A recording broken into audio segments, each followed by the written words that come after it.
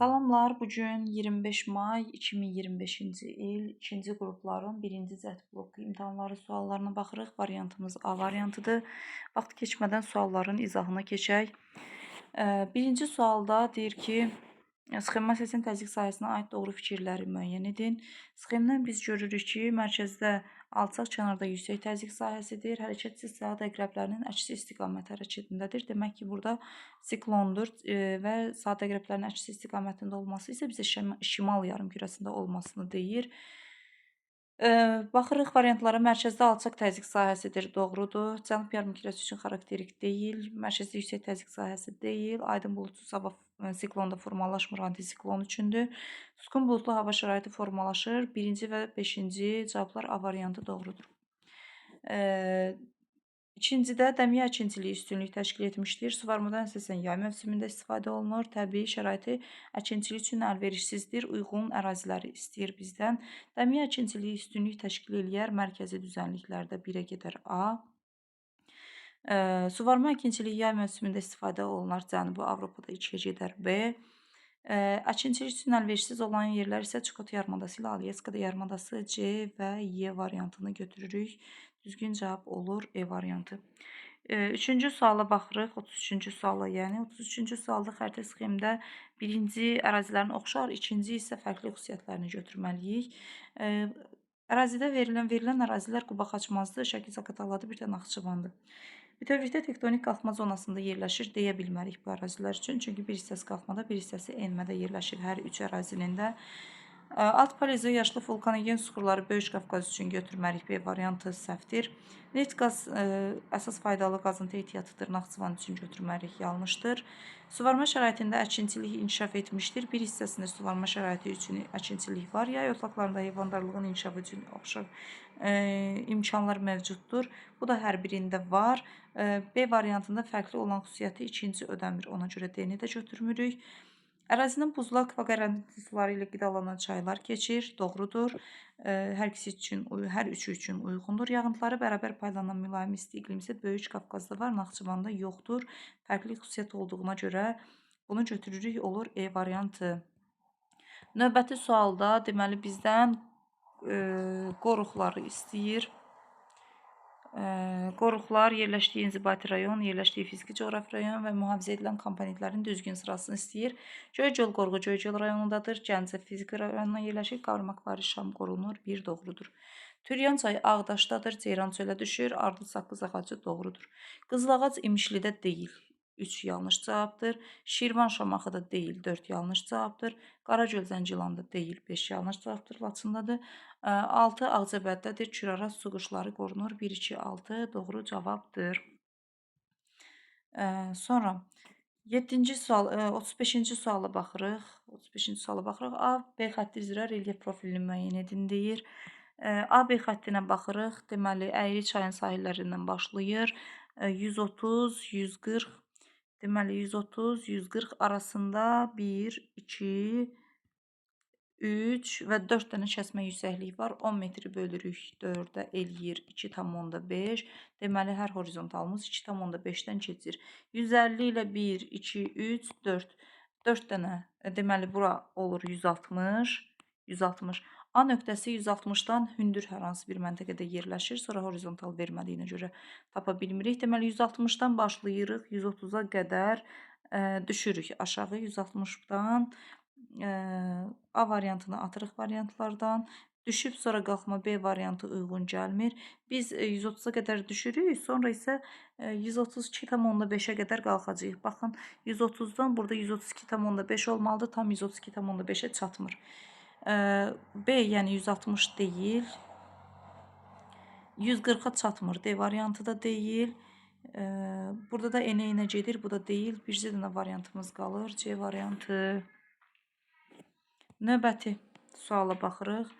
Uyğunluğu müəyyən edin deyir. İqlim verilibdir. Yenə Azərbaycanın iqliminə aid bir sualla qarşılaşmışıq. Qışı quraq keçən mülayim isti iqlim, bütün fəsillərdə bol yağıntılı olan iqlim, yayı quraq keçən soyuq iqlim. Deməli, burada Bütün fəsillərdə bol yağıntılı iqlim yalnız Azərbaycanda bircə dənə yerdə var idi. Böyük Qafqazın cənub yamaclarının orta və yüksək dağlığında. Yəni 2-yə gedər E. Yayı quraq keçən iqlim, soyuq iqlim Naxçıvan ərazisindədir. B gedər Naxçıvana. Qışı quraq keçən mülayim isti iqlim isə Kiçik Qafqazın dağ ətəyi, alçaq dağlıq hissələri. D, Y, B.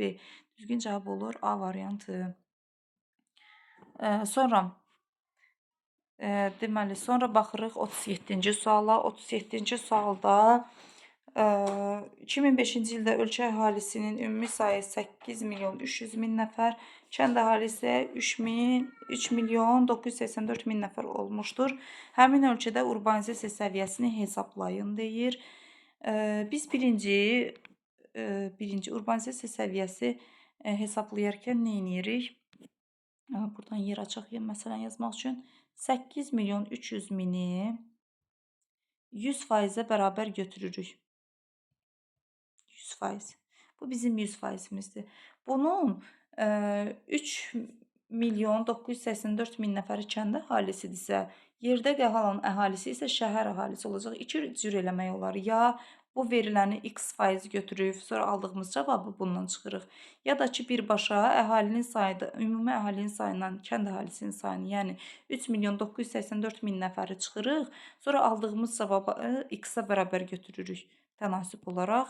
Mən ikinci variantdan istifadə edəcəm. 8 milyon 300 min nəfərdən çıxacam 3 milyon 984 min nəfəri. Alacam burada, çıxaq bir dənə alaq görək burada neçə eləyir. 8 milyon 300 min nəfərdən çıxıram 3 milyon 984 min nəfəri. Alıram 4 milyon deməli 316 min nəfər. İndi bu aldığım rəqəm isə x% götürməklə hesablayıram. Nəticədə aradan bunu silim. Bir dəqiqə. Aldığım cavab birbaşa mənə şəhər əhalisi neçə faiz olduğunu deyir. Bu da bizim urbanizasiya səviyyəmizdir. Vururuq 100-ə, bölürük. Vururuq 100-ə, bölürük 83, 830, 80 milyon 300 min nəfərə. Cavabımız eləyir 52%. X-ə bərabərdir 52%. Deməli, yenə bir də təkrar edirəm. Ümumi əhalidən kənd əhalisinin sayını çıxdım, şəhər əhalisini tapdım. Bu bizim şəhər əhalimizdir. Sonra isə ümumi əhalini 100%, şəhər əhalisini x% götürdük. Tənasüb qurduq. Tənasübümüz isə bizə 52% verdi. Baxırıq növbəti suala.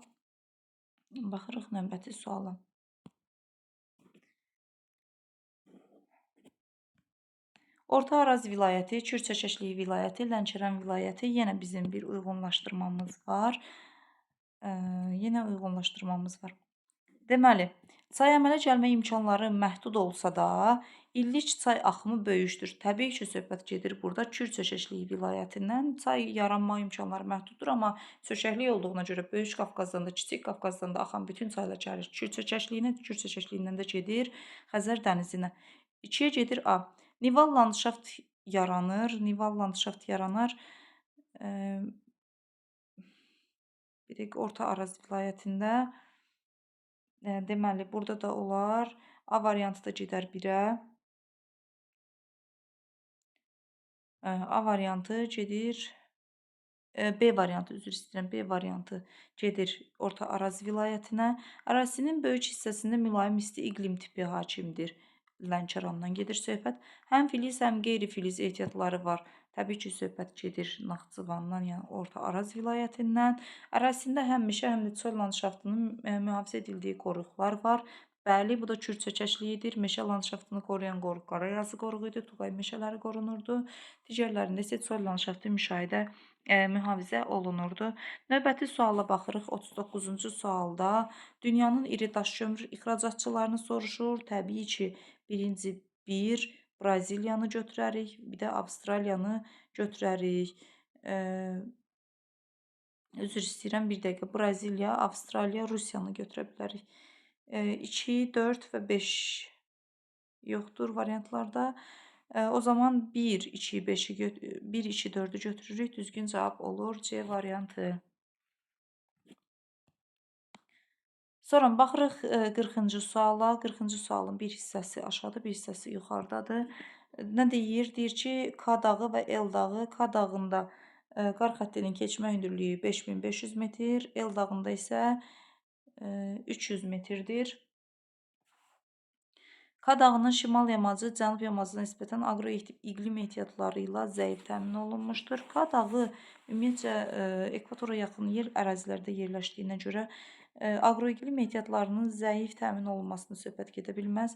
K dağı şimal subtropik qurşağında yerləşməz, çünki subtropik qurşaqda 4000 metrdən keçirdi hündürlük. L dağının yerləşdiyi paralelin uzunluğu daha kiçikdir. Fikir versəz, düzgün cavabımız böyük ehtimalla C variantıdır. L dağında qar xətti 300 metr hündürlükdən keçir. Qar xəttinin daha aşağıdan keçməsi ərazinin daha qütbə yaxın olması deməkdir. Və ərazi daha qütbə yaxın olarsa, qütbdən qlobus ensiz olduğuna görə, kürə ensiz olduğuna görə paralelin çevrəsinin uzunluğu da kiçikdir. C variantı düzgün cavabdır. Yenə də digər variantlara da baxaq. L dağı cənub yarımkürəsində yerləşir. Xeyr, qar xəttinin cənub hissəsini, şimal hissəsini daha aşağıdan keçməsi cənub yarımkürəsində yerləşdiyini yox, şimal yarımkürəsində yerləşdiyini deyir. K dağı cənub mülayim iqlim qurşağında yerləşir. Xeyr, düzgün cavab deyil. Yəni deməli 40-cı sualımızın da cavabı oldu. Düzgün cavab oldu C variantı. 41-ci sualda xəritə sxemində şifrlənmiş ölkə üçün doğru fikirləri müəyyən edin deyir. Şifrlənmiş ölkə Argentinadan söhbət gedir burada. Argentinadan söhbət gedirsə, deməli şəkər çuğundurudu pambıq cutunun əsas ixracatçısı ola bilər. Məhsuldar qırmızı torpaqlar geniş yayıla bilər. Subtropik iqlim qurşağının bərabər rütubətli iqlim tipi yayılmışdır. Demoqrafik iqlim keçidin birinci mərhələsi deyil, burada ikinci mərhələdir. 5-ləri variantlardan atırıq. Çayların qidalanmasını yağış suları üstünlük təşkil edir. Nəzərə alsaq ki, 41-də yağış suları subekvatorial iqlimi burada nəzərə alsaq, bəli, yağış sularını götürə bilərik. Düzgün cavabımız olur. Deməli, 2-dir, 3-dür. Üzr istəyirəm. 2 deyil, 3-dür, 4-dür və 6-cı C variantı doğru cavabımızdır. C variantı bəli, doğru cavab olur. Sonra dünya okeanına çay kanal vasitəsilə çıxışı olan göllər A variantı doğru cavabdır. Aral gölünün çıxışı yoxdur. Eir gölünün çıxışı yoxdur. Aralın yenə çıxışı yoxdur. Eir gölünün yenə çıxışı yoxdur. 43-cü suala baxırıq. 43-cü suala baxırıq. Xəritə sxemində A məntəqəsindən başlayan istiqamətlərdə uyğun gələn coğrafi obyektlərin düzgün sırasını istəyir. A məntəqəsindən 1-də, yəni cənub istiqamətində yerləşir. Mil düzü və hərami düzü 1-ə gedir A. 2-də yerləşir, deməli, Şirvan düzü və yan silsilə 2-yə gedir C. 3-də yerləşər, Kürəş çay və Şahdağ silsiləsi F, A, C, bir dəqiqə, A, C və 3 istiqamətində vulkanik yayla Cəyən düzü aşağıdadır, uyğun gəlmir. Mil düzü, hərami düzü, yan silsilə, Gəncəqazı, Oxçu çay, A, C və F. C variantı doğru cavabdır. Növbəti 44-cü suala baxırıq. 44-cü sualda deyir ki,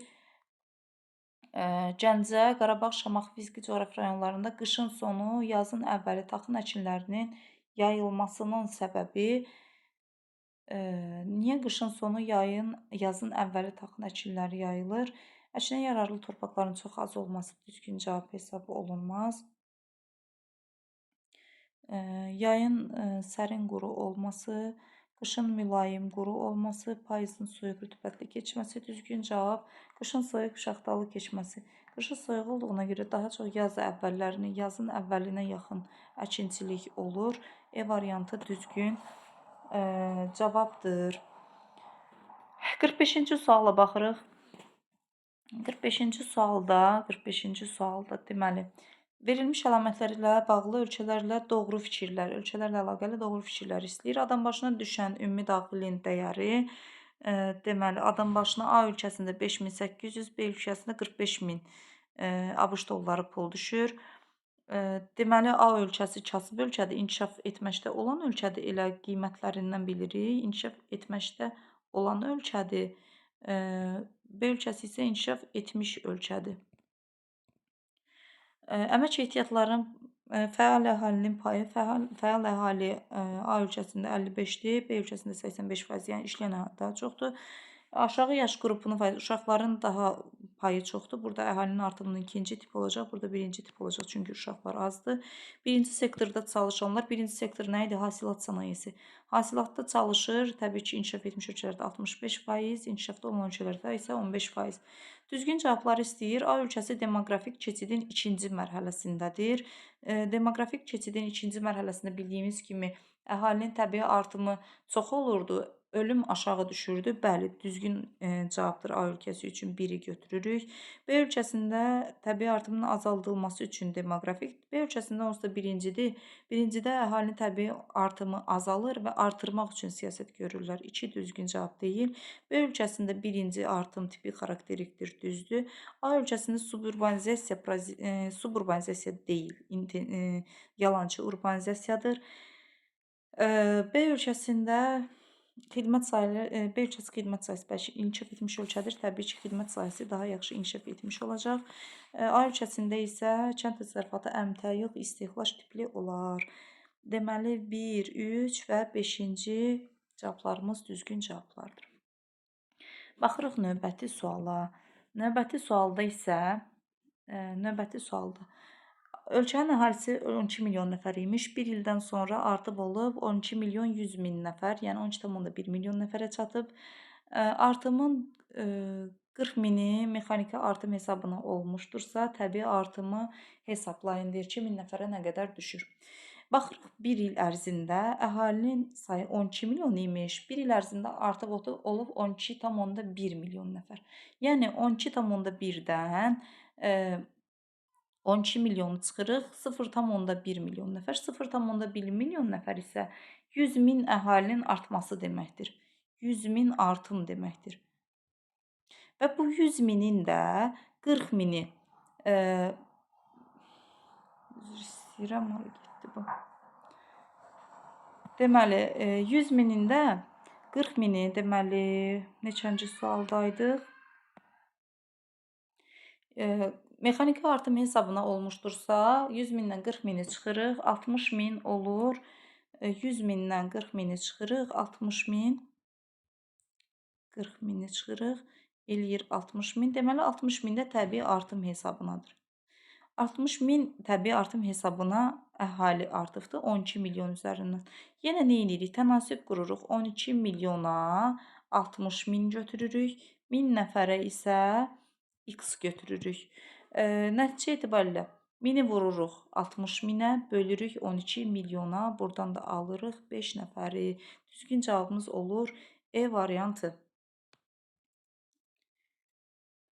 Deməli, neynədik? Bir də deyirəm, ümumi əhalinin artım fərqini tapdıq. 100 min əhali artdı. Bu 100 min əhalidən 40 mini mexaniki artım hesabına artmışdısa, 60 mini də təbii artım hesabına deməli artıb. Sonra isə 12 milyona 60 min təbii artım varsa, 1000 nəfərə nə qədər təbii artım olar? 1000 nəfərə x. X-dan da cavabımız aldı 5 nəfər. Deməli, 1000 nəfərə də 5 nəfər düşəcək. Baxırıq növbəti suala. 47. Sxemdə verilən ölkələrə aid olan xüsusiyyətləri müəyyən edək. Deməli, 1, 3, 5-ə baxırıq birincidə. Birinci ölkə, üçüncü ölkə Türkiyədir, 5-ci ölkə isə Avstraliyadır. Təsərrüfatda hasilat sənayesi inkişaf etmiş ölkə üçün, Almaniya üçün hasilat sənayesini deməzdik. Bir yanlış cavabdır. Birləri variantlardan atdıq. 3, 4, 6-da yalançı urbanizasiya səviyyəsi. 3-də Türkiyədir, 4-də Braziliyadır, 6 hardadır? Meksikadır. İnkişafda olan ölkədir. Bəli, düzgün cavabdır. 2-miz düzgündür. 2 ilə olan variantlara baxacağıq. Böyük ehtimalla ya D, ya E variantı olacaq. 2-4-6 əhalisi Hind-Avropa dil ailəsinin eyni dil qrupuna mənsubdur. 2 deməli oldu İspaniya, 4 oldu Braziliya. Bəli, hər biri eyni dil ailəsinə mənsubdur. Roman dil ailəsinə mənsubdur. Üçümüz doğrudur. 5-ci isə inzibati ərazi quruluşuna görə 1, 5, 6 federativ ölkədir. Birinci oldu Almaniya, Avstraliya və 6-cıda oldu Meksika. Bəli, bunların hər biri federativ ölkədir. Düzgün cavabımız D variantı olacaq. Sadəcə olaraq digərinə baxaq. 2, 4, 5 kapitalist ölkələr olmaqla yanaşı əsas immiqrasiya 2 kapitalist ölkə olmaqla immiqrasiya mərkəzi İspaniya üçün deyə bilmərik. 4-ü də variantlardan atırıq. Bu zaman doğru cavab qalır D variantı. Baxaq növbəti suala. Növbəti sualda horizontal məsələsidir. Horizontalların əsasən diş yamacını və kəsmə yüksəkliyini istəyir. Gördüyünüz kimi horizontalın ən sıx olduğu yer onun diş yamacıdır. Cənub-qərb 370-340 arasında 30 metr fərq və 3 dənə kəsmə yüksəkliyimiz var. Deməli, kəsmə yüksəklikdə 10 metrdən 1 keçir. D variantı düzgün cavabdır.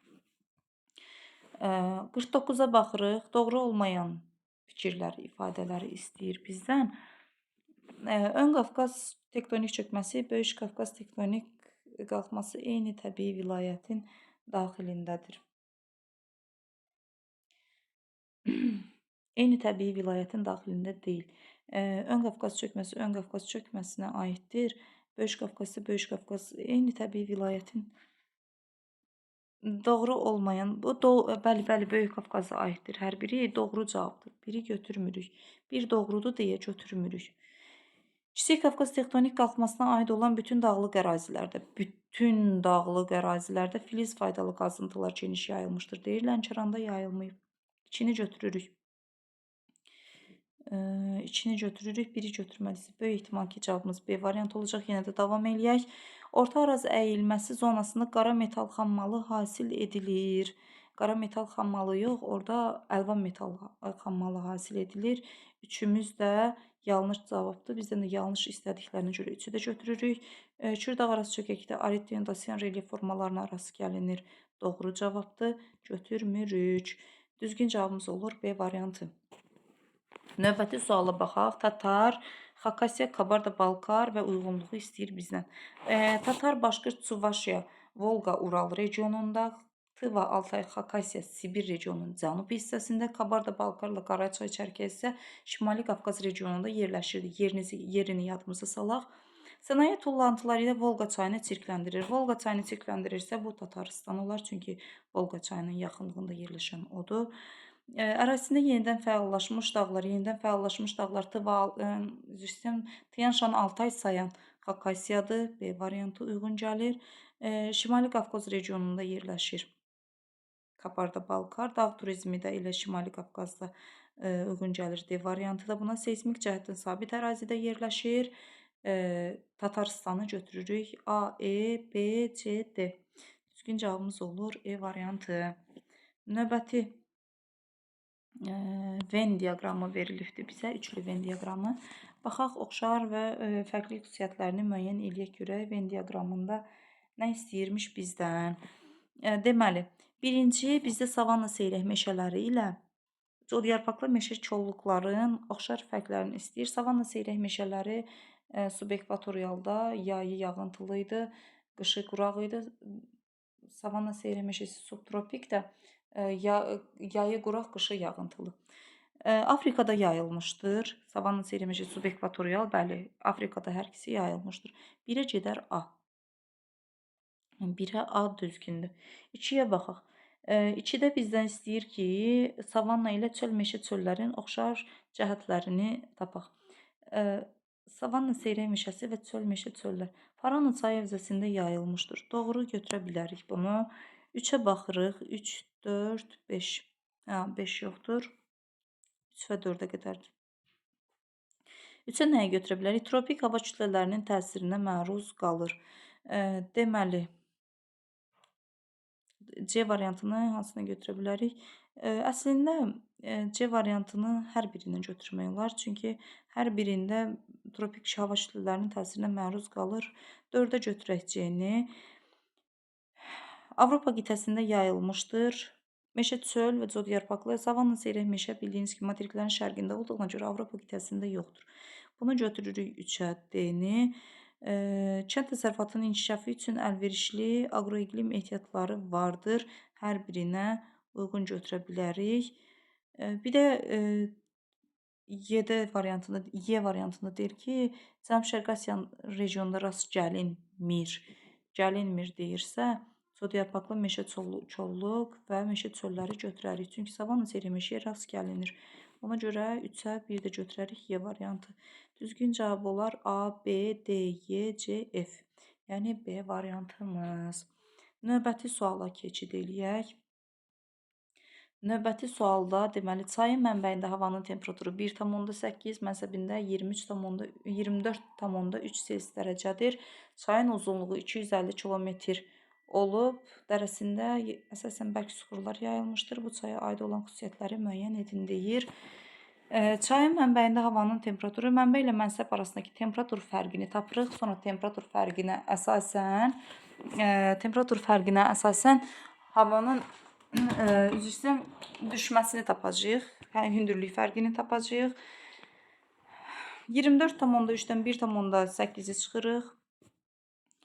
24,3-dən çıxırıq 1,8-i. Bu bizə verir 22,5. Sonra isə havanın temperaturunun hər 1000 metrdə 6 dərəcə dəyişdiyini nəzərə alsaq, 1000 metrə əgər 6 dərəcə dəyişirsə, bizə 22,5 dərəcənin dəyişməsi üçün lazım olan hündürlük lazımdır ki, buradan da alırıq 3750 metr. Deməli, çayımız 3750 metr hündürlükdən başlayır, uzunluğu isə 250 kilometrdir. Hündürlük çox, uzunluq az. Təbii ki, burada dağ çayından söhbət gedir. Dağ çayına aid olan xüsusiyyətləri götürərik. Dərəsində meandr yayılmaz, çünki meandr düzən çaylarına aiddir. Birləri variantdan atarıq. Hidroenerji deməli düzgündür, 2 düzdür. Nəqliyyat imkanları yoxdur, çünki dağ çayıdır. 3-ü də atarıq variantlardan. Mənbəyi böyük sayırıcı silsilədə yerləşməz, çünki mənbə yerləşir, el düşməsi bunun 3750 metrdir. Böyük sayırıcı silsilə isə 2228 metr idi. Dağıdıcı fəaliyyət üstündür V şəkilli dərə. Düzgün cavab olar 2, 5, 6 B variantı. Deməli, növbəti suala baxırıq. Açıq suallara keçid eləyirik. Açıq suallara keçid eləyək. Baxaq görək bizdən nə istəyir. Deməli, günəş şüalarının günorta vaxtı minimum düşmə bucağının düzgün verildiyi məntəqələri istəyir. Günəş şüalarının günorta vaxtı minimum düşmə bucağının düzgün verildiyi məntəqə, məsələn, 1-ə baxan kimi görürük ki, 60 dərəcəyə minimum 60 dərəcə ilə düşməsi, yəni 1 səhvdir. 26 dərəcə cənub enliyinə 40,5 dərəcə. Bizim bir dənə düsturumuz var, 90 çıxılsın. Enlik, minimum deyirsə, üstə gəlmədən istifadə olacaq. Üstə gəlirik 23,5-i. Yəni, minimum deyirsə, şimal yarımkürəsinə minimum günəşin düşmə bucağı, günəş cənub tropikində zenitdə olanda gəlir. Cənub yarımkürəsinə minimum düşmə bucağı, şimal tropikində zenitdə olarkən gəlir. Yəni, minimum sözü işlədilirsə, mütləq ki, burada tropik nöqtənin tropik xətlərin üzərində günəş zenitdədir. Əgər şimal yarımkürəsindən söhbət gedirsə, burada cənub yarımkürəsinin tropikində olacaq. Cənub yarımkürəsindən söhbət gedirsə, şimal yarımkürəsinin tropikində olacaq. Buna görə də üstə gəlmədən istifadə eləyirik. Düsturumuzu yerinə qoyuruq, yazırıq. Deməli, 20-nin üstə 20 yox 26-dır burada. 26-nın üstə 23,5 gəlirik. 49,5, 49,5-dən 90-dan da 49,5 çıxanda 2 doğru cavabdır. 2 var. Deməli, minimum düşmə bucağı doğrudur. Sonra baxırıq. 90 çıxılsın. Verilən enlik və günəşin zenitdə olduğu enliyi toplayırıq. 34. Üstəgəl günəş də zenitdə olar 23,5-də. 34-ün üstə 23,5 gələndə eləyər 57,5. 90-dan 57,5 çıxanda 80 eləməz. 3 də yanlış cavabdır, götürmürük. 45 şimal enliyinə günəş 48 dərəcə. Bu zaman yenə bir dənə buradan 45-i silək, 38-i silək, 45 yazaq.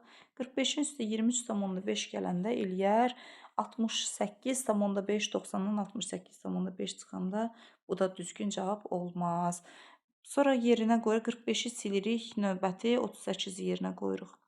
38-in üstə 23,5 gələndə eləyər 61,5, 90-dan da 61,5 çıxanda deməli 5, 28,5 doğrudur. Sonra da 31-i yerinə qoysaq, yalnız burada 31-in üstə 23,5 gələrik, 54,5, 90-dan da 54,5 çıxanda 35,5 doğru cavabımız olur. 2, 5 və 6-cı suallar. Sonra növbəti məsələyə baxırıq. Exolotdan göndərilmiş səs siqnalı birinci çökəkliyin dərinliyinə gedib qayıtma müddəti 3,6, ikinci çökəkliyin dərinliyinə gedib qayıtma müddəti isə 5,2 saniyə olmuşdur. Çökəkliyin dərinlikləri arasındakı fərqin neçə metr olduğunu tapmalıyıq. Biz bilirik ki, exolotdan göndərilən səs siqnalı 1 saniyə ərzində 1500 kilometr məsafə qət edir, gedir. Qayıtması üçün isə yenə 1 saniyə lazımdır. Yəni, bu 3,6 saniyə bunun gedib qayıtma müddətidirsə, biz onu həm getməsini, həm qayıtmasını nəzərə almalıyıq. Yəni, 2-yə bölməliyik. Demək ki, 3,6-nı 2-yə bölsək 1,8, 5,2 də yenə ikinci çökəkliyə də 5,2 saniyə getmiş və qayıtmışdır. Bunu da yenə bölürük. Yarıya eləyir 2,6 və bizdən də aradakı fərqi istəyir. Çökəkliklərin dərinlikləri arasındakı fərqi istəyir. 2,6-dan 1,8-i çıxırıq, eləyir 0,8. Deməli, eləyir 0,. Bunu bir qıraqdan yazım ki, siz görəsiz. Deməli, 2,6 çıxılsın 1,8 bərabərdir 0,8. Deməli, çökəkliklərin arasında neçə metr hündürlük fərqinin olduğunu bilmirik, amma bilirik ki, exolotdan göndərilən səs siqnalında bir tərəfə 0,8 saniyə fərq eləyir. Getmə qayıtma desə 1,6, onu sonra yenə yarıya bölməli olacaq. Biz başdan yarıya bölüb sonra hesabladıq. Sonra isə 1 saniyədə 1500 kilometr məsafə, üzr istəyirəm, metr məsafə qət edilə bilirsə, 0,8-də nə qədər məsafə qət eləyər? Buradan da biz alırıq. 0,8-i 1500-ə vurmaqla 1200 metr. Deməli, 54-də olur 1200 metr. 54-ümüz bizə 1200 metr verir. 55-ci suala baxırıq. 55-ci sualda deməli, göllərin mənşəyini, gölü və yerləşdiyi ərazini istəyir bizdən. Uçqun mənşəli göl, Göygöl uçqun mənşəlidir, doğrudur, Göygöldür. Lakin Şahdağ silsiləsində yerləşmir. 55-də ona görə 55 Göygöl Şahdağ silsiləsində yerləşmir. Biri düzgün cavab götürmürük. Axmaz sarı sudur. Muğan düzündə yerləşir. Bəli, Muğan düzündə yerləşir. İkimiz doğru cavabdır. Vulkanik yaylada, vulkanik mənşəli Qaragöl. İkimiz düzgün cavabdır. 2 düzdür. 3 düzdür. Vulkanik yaylada Qaragöl vulkanik yaylada yerləşir elə. Buzlaq mənşəli Acınoğur buzlaq mənşəli deyil.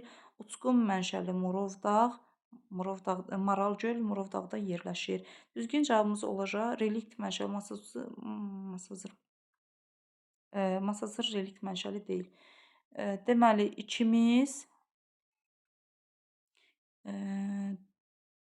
üçümüz və beşimiz düzgün cavabdır. 2, 3, 5 düzgün cavabdır. Deməli, Axmaz Sarısu Muğan düzündə, Uçqun bənd Maralgöl Murovdağ silsiləsində, vulkanik yaylıda isə Qaragöl Laçın ərazisində yerləşmişdir. Biraz buraları silim ki, qarışıqlıq çox yaranmasın. Keçək növbəti suala. Keçək növbəti suala. Növbəti sualda deyir ki, İslandiya doğru ifadələri istəyir bizdən. İslandiya Yapon adaları litosfer havalarının divergent sərhədində yerləşir deyir. Burada İslandiya üçün doğrudur, amma Yapon adaları divergent sərhəddə deyil. Filippin sahillərini yalnız bir okean yuyur, doğrudur. Deməli, sakit okeandır. Kalaharidə qum duyumları geniş yayılmışdır, doğrudur. Kalahari dünyanın ən çox qum toplanan ərazisidir. Alp dağlarını Qrinviç meridianı kəsmir. Atlas dağları Alp-Himalay qırışıqlıq zonasında yerləşir, doğrudur. Qırışıq faylı yox, Makdonel isə faylı dağlara aiddir. Düzgün cavabımız olacaq 2, 3 və 5. Burada da yenə 2, 3, 5-i düzgün cavab götürürük. Növbəti, növbəti baxırıq 57-ci, sonuncu açıq sualımıza, sonra isə situasiyamızı oxuyarıq. Baxaq görək nə deyir. Dağları və dağıməli gəlmə mərhələlərini istəyir burada bizdən. Deməli, Sxoti-Alin dağları təbii ki, Mezozoik Kimmeri qırışıqlığına aiddir. 1-ə gedir B. Krım dağları təbii ki, Alp qırışıqlığına aiddir. 2-yə gedir A. Skandinaviya dağları isə Kaledon Hersin qırışıqlığına aiddir. C və D uyğun gəlir. Sonra baxaq situasiyamıza. Situasiyada görək bizdən nə istəyir. Deyir ki, ovalıqda yerləşən A məntəqəsində günorta vaxtı günəş şüalarının düşmə bucağı 6,5 Selsi dərəcədir. Həmin gün 40 dərəcə cənub enliyində günorta vaxtı günəş şüalarının düşmə bucağı 73,5 Selsi dərəcə olmuş. Üzr istəyirəm. 73,5 dərəcə olmuşdur. A məntəqəsinin yerli vaxtı Bakı şəhərinin yerli vaxtından 80 dəqiqə irəlidədir. Məntəqənin aid olduğu ölkədə həm platforma, həm geosignal əraziləri vardır. Bu ölkədə bol sulu çaylar, şirin sulu göllərlə zəngindir. Onun inzibati quruluşu Avstriya ilə eynidir. Ölkənin ərazisində həm əsas, həm də keçid iqlim qurşaqları yayılmışdır. Bu ölkədə müxtəlif geoloji eralarda yaranmış dağlar arası gəlinir. Ölkədə onun ərazisinin böyük hissəsinin aid olduğu qitənin ən ucqar şimal və şərq nöqtələri yarımadalarda yerləşir. Söhbət Rusiyadan gedir, təbii ki, buradan birinci situasiyadan nəticəmizi çıxardaq biz. Söhbət Rusiyadan gedir, çünki baxın, Rusiyada həm mülayim iqlim qurşağı, subarktik iqlim qurşağı və şimal hissələrində arktik iqlim qurşaqları yayılmışdır. Ölkənin aid olduğu çox hissəsi aiddir Asiya qitəsinə. Asiya qitəsinin şimal ucqar nöqtəsi Taymır yarımadasında, şərq ucqar nöqtəsi isə Çukot yarımadasında, Dejinyev burnu yerləşir. Bir də burada günəş şüalarının düşmə bucağı həmin gün 40 dərəcə cənub enliyinə 73,5 dərəcəli bucaqla düşür deyir. Günəşin harda zenitdə olmasını bilmirik. Biz bilirik ki, həmin gün 40 dərəcəli cənub enliyi. Bunu tapmaq üçün bu məlumatlardan istifadə edib günəşin harda zenitdə olmasını tapmalıyıq. Yaxşı, situasiyaları oxuyaq görək, ehtiyac olsa onları da bir-bir taparıq. Mətnə əsasən A məntəqəsi, onun yerləşdiyi aid olan xüsusiyyətlərini müəyyən edib yazın. Yaxşı, A məntəqəsini bizdən istəyir. A məntəqəsinin yerli vaxtı Bakı şəhərinin yerli vaxtından 80 dəqiqə irəlidədirsə, 80 dəqiqəmiz 60 dəqiqəsi bizə 15 dərəcəni verir, qalır 20 dərəcə, 20 dəqiqə, 20 dəqiqəni də 5-ə böləndə 4-ə böləndə 5 dərəcə. Deməli, Bakıdan 20 dərəcə, 15 var idi, 60 dəqiqəmiz 15 dərəcəni vermişdi. 20 dəqiqədən isə 5 dərəcəni almışdıq biz. 80 dəqiqəmiz bizə 20 dərəcə verdi. Yəni 80 dəqiqəni 4-ə bölməklə də tapmaq olur dərəcəni. İrəlidədir deyirsə, deməli Bakı 50 dərəcə şərq uzunluğu, o da bizdən şərq tərəfdə olacaq. A məntəqəsi yerləşir 70 dərəcə şərq uzunluğunda. A məntəqəmiz 70 dərəcəli şərq uzunluğunda yerləşir. Enliyi tapmaq üçün düsturdan istifadə eləyirik.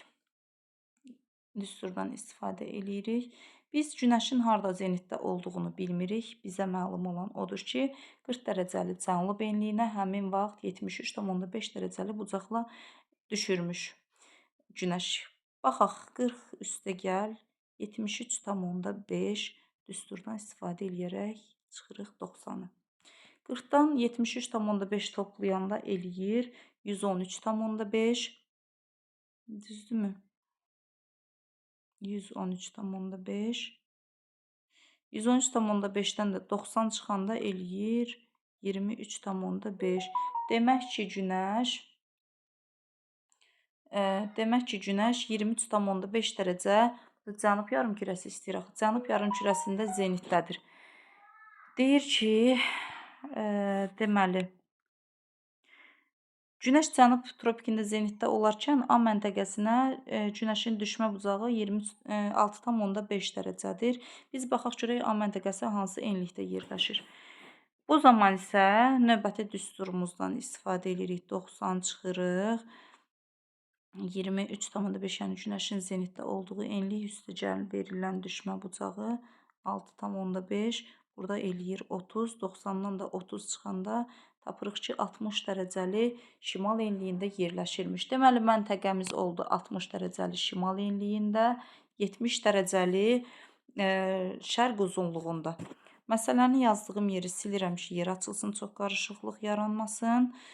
Koordinatları yadımızda saxlayırıq. 70 dərəcəli şərq uzunluğu, 60 dərəcəli şimal enliyi. Deyir ki, A məntəqəsinin və onun yerləşdiyi ölkəyə aid olan xüsusiyyətləri müəyyən edib yazın.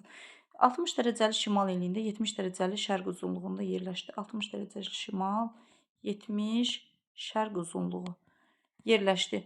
Onun aid olan xüsusiyyətləri, aid olan ölkə Rusiyadır. Rusiyaya aid olan xüsusiyyətlər mülayim iqlim qurşağında, subarktik iqlim qurşağında yerləşir, sənaye ölkəsidir, inkişaf etməkdə olan ölkədir, dünyanın ən böyük sahəsinə malik olan ölkəsidir, iynə yarpaqlı meşələr, şimal meşə qurşağı geniş sahə tutur, sonra hidroenerji ehtiyatı ilə zəngindir, bol sulu çayları var, çayları əsasən buzlaq suları ilə, qar suları ilə qidalanır və s. kimi variantlar yaza bilərik.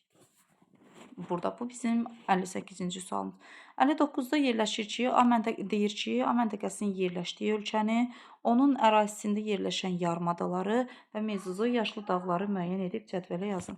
A məntəqəsinin yerləşdiyi ölkə Rusiyadır. Məlum məsələdir, Rusiyadır. Onun ərazisində yerləşən yarımadalar. Ərazisində Taymır yarımadası, Çukot yarımadası, bundan başqa Kamçatka yarımadası və s. kimi yarımadaları yaza bilərik. Mezozoy yaşlı dağlarından Verxanyanski, Çerski, Sxoti, Alin dağlarını misal göstərmək olar. 60-cı sualda isə deyir ki, mətnə əsasən A məntəqəsi, onun yerləşdiyi aid olan ölkələri, xüsusiyyətləri müəyyən edib yazın. Aid olan xüsusiyyətləri müəyyən edib yazın. A məntəqəsi yerləşdiyi 60 dərəcəli şimal enliyində, yəni mülayim iqlim qurşağındadır.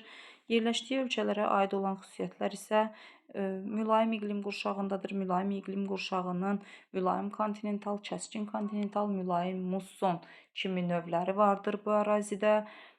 Şimal yarımkürəsində subarktik iqlim qurşaqları var. Mülayimin şimal hissəsində tayqa meşələri yayılmışdır. Mülayim kontinental hissəsində qarışıq meşələrə rast gəlinir. Mülayim meşə çöl zonası vardır. Meşə çöldə qara torpaqlara rast gəlinir. Yəni Rusiyaya aid istənilən məlumatları yazmaqla sessiyaya cavab verə bilərsiniz. Bu qədər. Hələlik növbəti test izahlarında görüşərik.